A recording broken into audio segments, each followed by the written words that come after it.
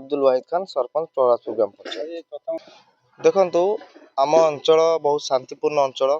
एवं आम अंचल विभिन्न प्रकार पर्वपर्वाणी पालन हुआ किंतु विशेषकर आम ओडिया मानकर गर्व और गौरव जहाँ उत्कल दिवस नाम आम जाचु आम उत्कल दिवस टी आम अंचल के पालन करा ना विगत दिन में जहाँ को नहीं मनरे गोटे आस माने थिला किंतु धारणा थिला एवं विगत माने दिने पूर्व मु आम स्वामी सभ्यों सहित परामर्श कली एवं किसी मान्यगण व्यक्ति मान सहित परामर्श कली कि मु चाहूँगी यार गोटे भित्ति स्थापन करी जहाँकि आगामी दिन निश्चित रूप आम अंचल यही पर्वटी धूमधाम रूप से पालन करा मोर छोट प्रयास रे आज यही कार्यटी अल्प जी पारिली से हिसाब से आज समापन कर कार्य आम अंचल सब कुनि कुनि पिला माने जो स्कूल मानक पिला माने सब बेले